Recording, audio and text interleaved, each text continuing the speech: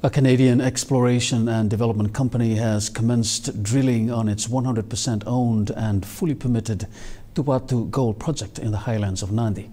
The company, known as Lion One Metals Limited, envisions a low-cost, high-grade underground gold mining operation coupled with district-scale exploration upside of the adjoining Nabilawa caldera.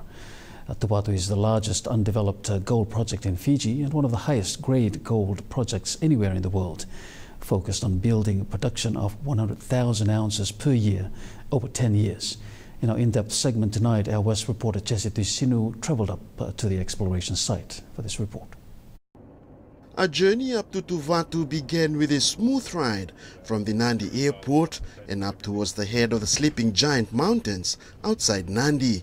Here, the base camp for the Tuvatu gold exploration, sitting in the middle of a 200 square kilometers of mining lease covering the entire Navilawa volcano. We think the potential is for many millions of ounces of gold. So far we've identified about 1 million ounces, but we have only targeted one prospect so far, and that's Tuvatu itself. We have many other prospects within the area where we've got up to 500 grams of gold, which is spectacularly high. We have still to drill many of those, and we still have many prospects away from that we haven't really targeted yet. Stephen Mann, a geologist himself who oversees the Line 1 operation in Nandi, was accompanied to the exploration site by an American geologist and technical advisor, Quinton Henney. Well, we have an opportunity here. I think in particular this system has been underexplored. The footprint is very large, but only a very small fraction of that overall footprint has been explored. I think by doing some basic work and looking at the system a bit differently, we can really grow this deposit through exploration. Tuvatu, according to geologists, is a large gold-bearing vein system hosted in the eroded remnants of the Navilawa volcano, one of Fiji's largest hydrothermal volcanic systems and second largest gold deposit. We're going to look at all the entire caldera complex. We're going to figure this thing out. I think that by the end of the year we'll have a much clearer picture on the potential size. The surface samples, they're great, very high grades. Even last year they collected some extremely high grade samples, near 500 grams per ton in one location. That doesn't fall out of the sky, okay? It's coming from something bigger at depth. Geologists visiting Tuvatu are excited about the potential within the area. So these fractures, even though they're small, and they don't look important, most people would just say, oh, it's just a small fraction in the rock. These are actually where most of the gold is in this system. So it's incredibly important that our geologists pay particular attention to these when they're sampling the core. All of the experts that have come here get very excited.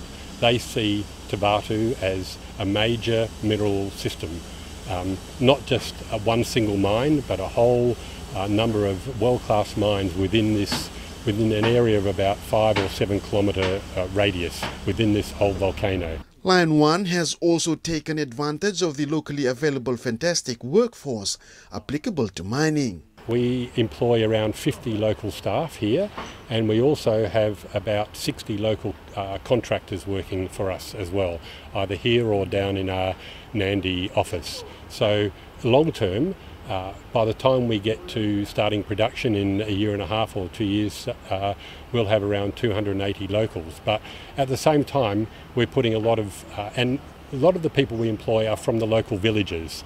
They're from the immediate area. We have very few expatriate people. At the moment we've got just a couple of expats here, a couple of mining engineers who have got expertise that's not available within the country. But wherever possible we're going to be employing local people, and that's who we've employed.